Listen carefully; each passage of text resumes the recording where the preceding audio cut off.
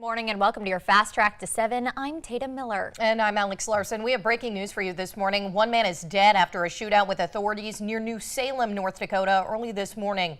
North Dakota Highway Patrol says it all started around 12:45 this morning when a vehicle fled an attempted traffic stop in Bismarck, starting a pursuit. That pursuit ended on I-94 near New Salem when the suspect's tires were deflated from spike strips, after which the suspected driver of the vehicle opened fire on authorities. Two NDHP troopers and a Morton County deputy fired back at the suspect, resulting in the suspect's death. That man has only been identified as a 43-year-old man from Dickinson. His one female passenger was not hurt during that incident. Happening today, the trial continues for the man allegedly responsible for a chaotic day of crime, which police call unprecedented.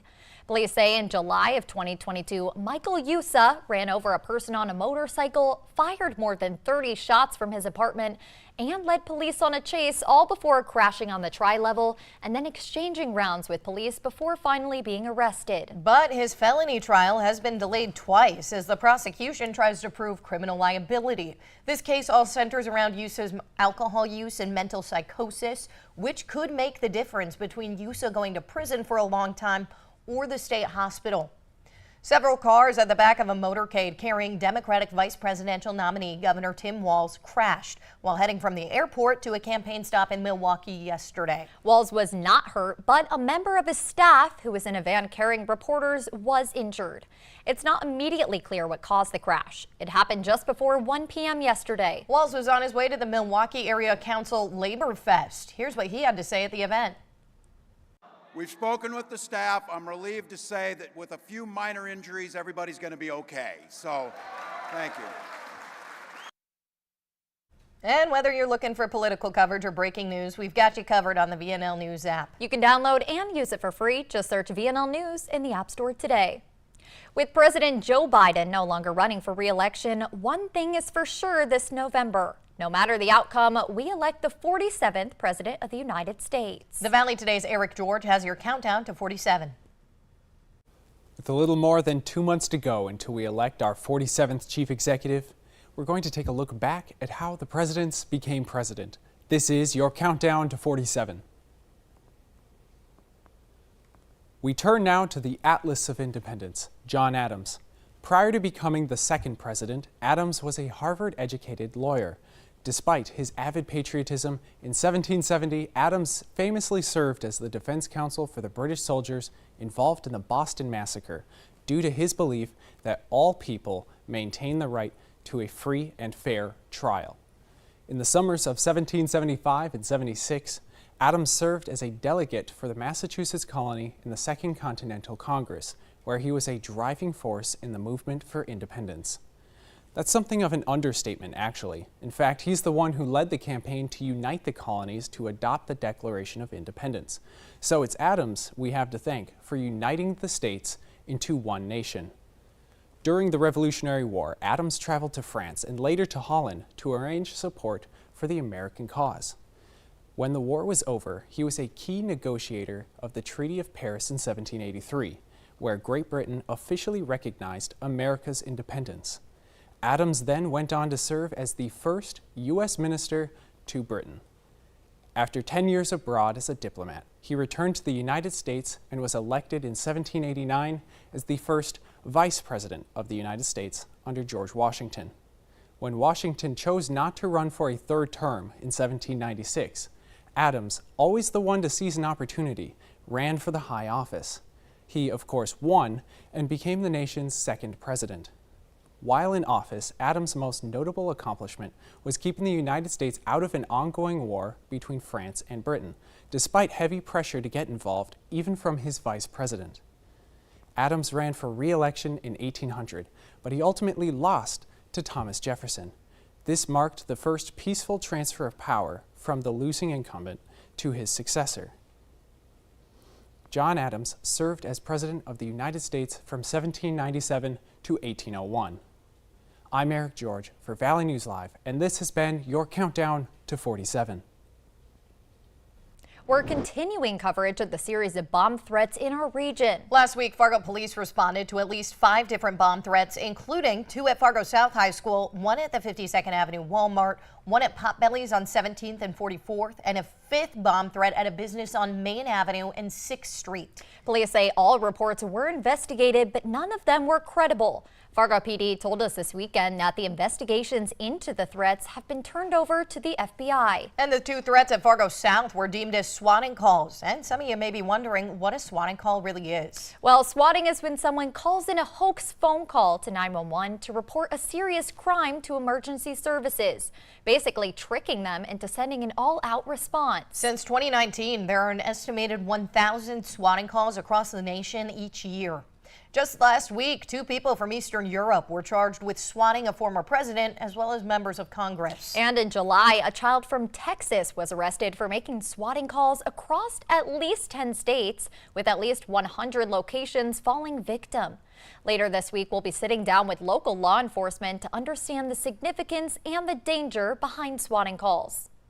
And we have a traffic impact alert for drivers in Fargo this morning. A section of North Broadway is starting construction today from 35th to 37th Avenues North. That closure is to facilitate the construction of permanent flooding protection for the City of Fargo's Regional Water Reclamation Facility. The road is expected to remain closed until October 1st.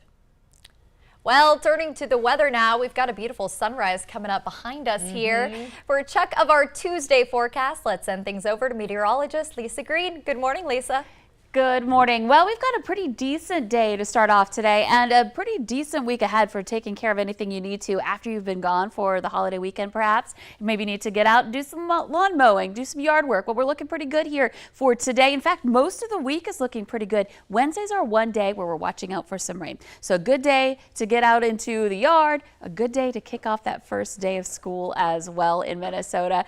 We've got the school year starting for a lot of our students there. Here's a look at what to expect as you're stepping out into the bus stop. We're looking at conditions that are pretty quiet, dry. Fargo, Moorhead, we're at 61 degrees. It's a little bit on the breezy side now, starting to pick up more and more. A wind of 14 miles per hour out of the south-southeast. Visibility at 10 miles, that's good. Sunrise, we are seeing that sun that's up, but clouds obscuring our view of it for the moment. I do think we're going to see more and more sunshine as the day goes on. Here's our view from the East Grand Forks side of the Red River, looking toward downtown Grand Forks, 61, and the visibility at 10 miles there too. Wind not so strong there, out of the south-southeast at 8 miles per hour. So radar satellite looking really good. Just a few of those clouds drifting through right now. Out at the bus stop, kids can expect to have some dry conditions, so no need for the umbrella or rain gear for today. And in fact, as the day goes on, we warm up. We're looking at drier conditions this afternoon. Temperatures well into the 80s for a lot of places. Notice that wind. It's going to get windier as the day goes on. Here's a look at our forecast. This morning, we may see some areas by 8 a.m. gusting around 30 miles per hour. Noon, getting more into the 30s for gusts, wind remaining more southerly, warm air rushing in.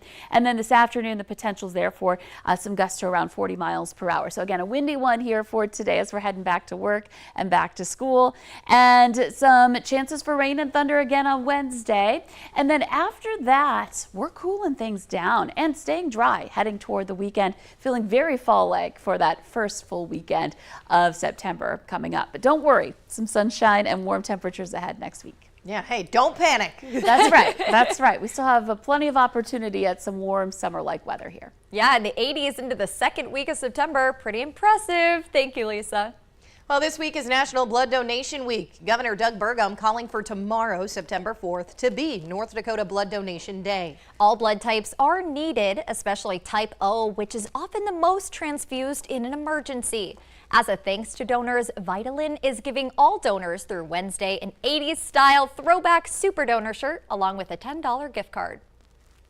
The new school year is upon us, and that means the school buses are back on the roads. One thing to keep in mind is that in every single state, it is illegal to pass a school bus. This applies to when the bus is stopped with its arm extended and when red lights are flashing.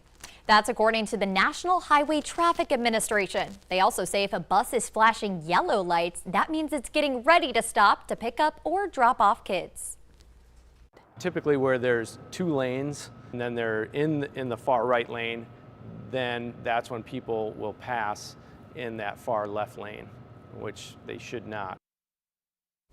In Minnesota, if you don't stop, you could face a $500 fine. In North Dakota, it can also lead to a fine. And it's also recommended kids should wait until their school bus comes to a complete stop before hopping on, and wait for the driver to give you the okay to get on or off. If the child needs to walk in front of the bus, they should try to make eye contact with the driver so they know they're there. And lastly, never walk behind a school bus. And keeping that back to school energy flowing, DGF students ending their summer by chalking the walk before their first day of school. Students spent some time outside by decorating the school's sidewalks in creative designs. They made several welcome back messages, DGF pride designs, even a hopscotch game for kids to play as they walk into the building. How cute. Today marks their first day of school, followed by homecoming, which starts next week.